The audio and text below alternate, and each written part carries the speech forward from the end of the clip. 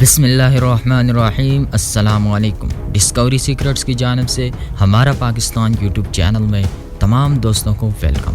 دوستو، ایسے موقع پر جب انڈیا اور چائنا ایک دوسرے کو کھانے کے موڈ میں ہیں کہ کب ایک دوسرے کو نگل جائیں، امریکی صدر ٹرمپ کا یہ کہہ جانا کہ مودی کا اس بارے میں اظہار خیال ٹھیک نہیں۔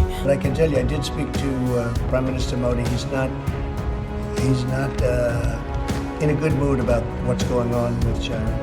اور ان سب سینز میں اقصائے چین میں چینی توپوں کا نظر آنا کہیں یہ تو نہیں کہہ رہا کہ لداخ میں واقعی حالات خراب ہو رہے ہیں؟ کیا سچ میں ڈریگن انڈین فوج پر آ چکا ہے؟ کیونکہ جس علاقے میں کسی دن چین کی فوج کھڑی ہوا کرتی تھی وہاں اب ٹینکوں کا جال بچھا ہوا ہے۔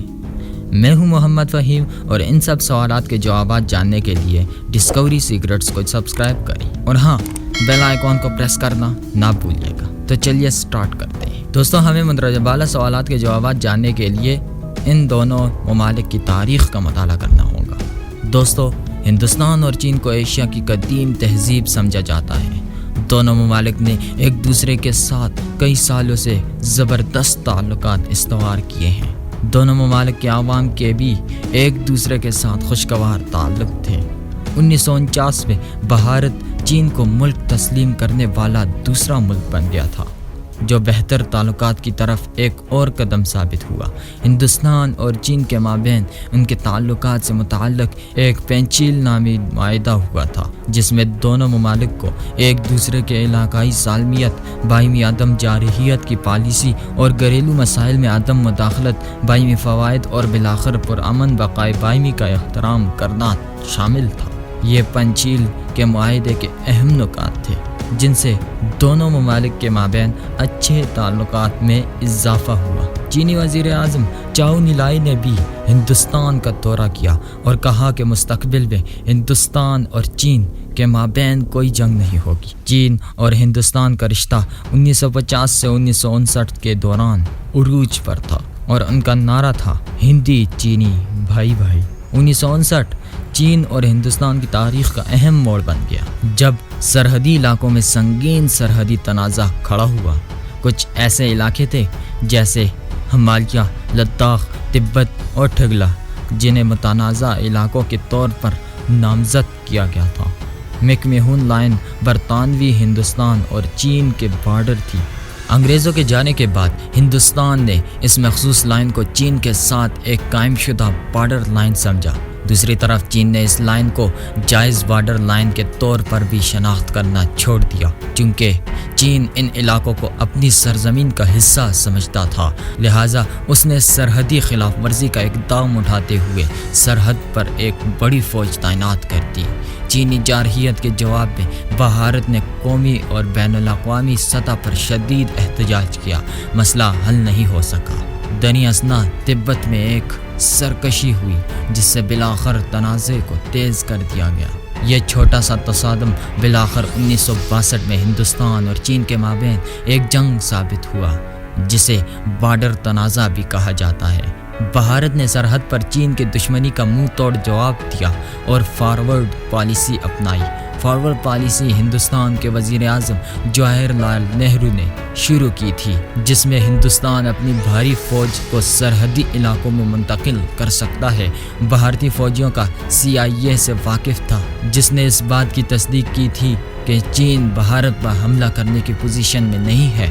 ہندوستان نے لداخ اور ٹھگلا سے چین پر حملہ کرنے کے لیے ایک فوج کا آغاز کیا۔ اگرچہ ہندوستان نے چین پر حملہ کیا، لیکن اس کی فوج پہاڑی جنگ کے لیے غیر تربیت یافتہ تھی۔ ان کو معلوم ہی نہیں تھا کہ ان پہاڑی علاقوں میں کیا کرنا ہے اور ان مشکل علاقوں میں لڑائی کیسے ہوگی۔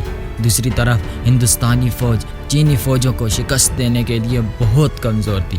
چین نے ہتھیاروں اور آب و ہوا کے بارے میں جاننے والے انداز سے پوری طرح آشنا اور بڑی نظم و ضبط والی فوج کے ساتھ بھارت پر حملہ کیا۔ لداخ میں چین نے بھارتی فوجیوں پر حملہ کیا۔ چینی فوج نے 2 کوششیں کی اور چینی فوج کو ہندوستانی فوجیوں سے جان چھڑا لی گئی۔ چینیوں نے بھارتی فوج کو کچل دیا۔ یہ جنگ ایک مختصر جنگ تھی لیکن ہندوستان اور چین کے مابین فیصلہ کن تصادم اس تنازع نے برصغیر کے دور رس اثرات کو چھوڑ دیا۔ اس جنگ سے قبل بھارت غیر اتحاد کی پالیسی پر عمل پیرا تھا۔ اس جنگ نے ہندوستان کی فوجی کمزوری اور عدم اتحادی کے پالیسی سے متعلق ایک بہت بڑا سوال اٹھایا۔ اب اس مرحلے پر ہندوستان دوسرے بیرونی ممالک سے نئی اور مضبوط بنیادوں پر اپنی دفاع کو ترقی دینے کے لیے مدد حاصل کرنے لگا۔ اسے یا تو کمیونسٹ بلاک یا کیپٹلسٹ بلاک سے مدد کے لیے جانا پڑا۔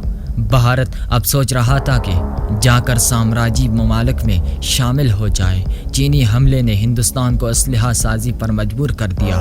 اس جنگ کی وجہ سے اب امریکیوں کو بھی موقع ملا کہ وہ اپنے مفادات کے لیے اس حالت کو بروئے کار لائیں، اور انہوں نے یہ سوچنا شروع کیا کہ ہندوستان ایک ایسی ریاست بن جائے گا جو سرمایہ دارانہ بلاک سے کمیونسٹ بلاک کے خلاف لڑے گی۔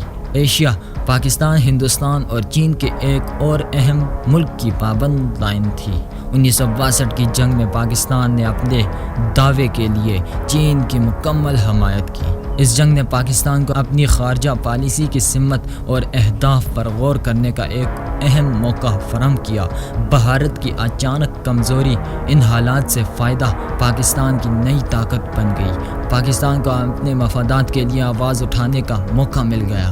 پاکستان اور بھارت کے درمیان پہلا اور سب سے اہم مسئلہ اس وقت مسئلہ کشمیر تھا۔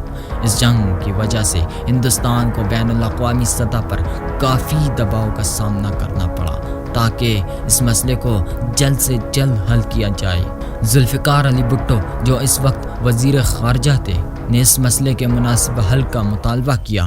بھارت تنازع کشمیر کے حل کرنے کے بالکل قریب تھا، لیکن عالمی برادری کے عزم نہ ہونے اور بھٹو کی مختصر نگاہ نے اس خواب کو زمین پر گرا دیا۔